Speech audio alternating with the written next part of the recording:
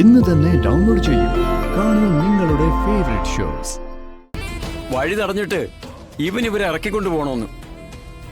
നിയമം കയ്യിലെടുക്കാൻ നീ ആരാടാ? നിയമത്തെ വളച്ചൊടിച്ച് ഇല്ലാതാക്കാൻ നോക്കുന്നത് ഇയാളെ പോലുള്ള പോലീസുകാരാ. മർക്കടമുഷ്ടി കാണിച്ച തിരിച്ചും മർക്കടമുഷ്ടി കാണിക്കും റസാക്കെ.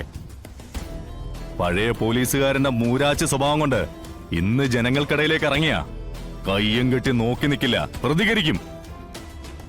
ശക്തമായിട്ട് തന്നെ പ്രതികരിക്കും. സർ, ഞാൻ ചെയ്തത് എന്റെ ഡ്യൂട്ടിയാ, എന്റെ കർത്തവ്യം. എന്ത് കർത്തവ്യം? എന്ത് കർത്തവ്യോ താനിവിടെ കാണിച്ചത്? പലിശയ്ക്ക് പണം എടുത്തു, എന്നിട്ടിപ്പോ പലിശയില്ല, മുതലുമില്ല.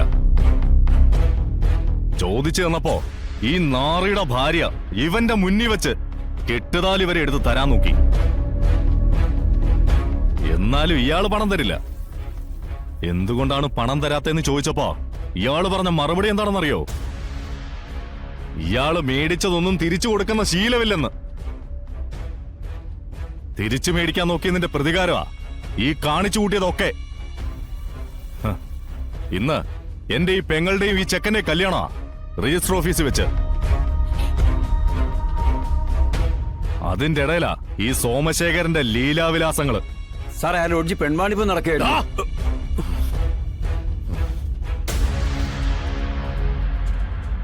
ഇനി ആ വാക്ക് നീ ഉച്ചരിച്ച ഇവിടെ ഇട്ട് നിന്നെ ഞാൻ വലിച്ചു കീറും. നിർത്ത്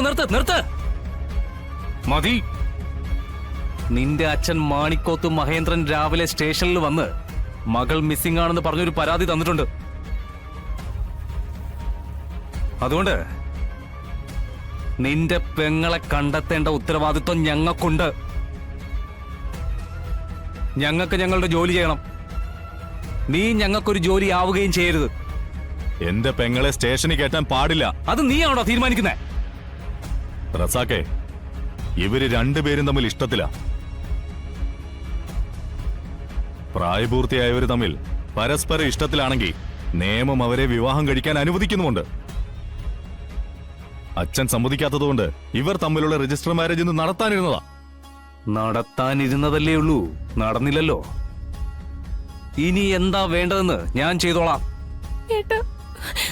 നീ പേടിക്കൊന്നും വേണ്ടേ, ഇത് ഞാൻ ഡീൽ ചെയ്തോളാം.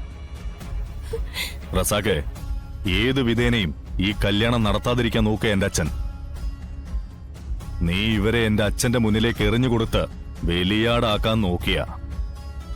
പണ്ട് കോളേജ് വെച്ച് എന്റെ തല്ല് വാങ്ങിക്കൂട്ടിയൊന്നും നീ മറന്നിട്ടില്ലല്ലോ. അന്ന് ഞാൻ കുത്തിയ കത്തി നിന്റെ ഇടത് തുടയിലാണോ അതോ വലത് തുടയിലാണോന്ന് മറന്നുപോയോടാ. ഒന്ന് ഓർത്തെടുക്കാൻ വേണ്ടി ചോദിച്ചതാ. നിർത്തടാ, ഭീഷണിപ്പെടുത്തുന്നു നീ.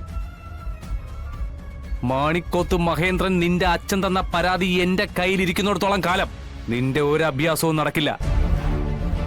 രണ്ടിനെയും ഞാൻ സ്റ്റേഷനിൽ എത്തിച്ചിരിക്കും. മാണിക്കോത്ത് മഹേന്ദ്രന്റെ മുന്നില്. ഇനി ഈ കാര്യത്തിൽ തീരുമാനം എടുക്കേണ്ടത് അയാളാ. മാണിക്കോത്ത് മഹേന്ദ്രൻ, നിന്റെ അച്ഛൻ.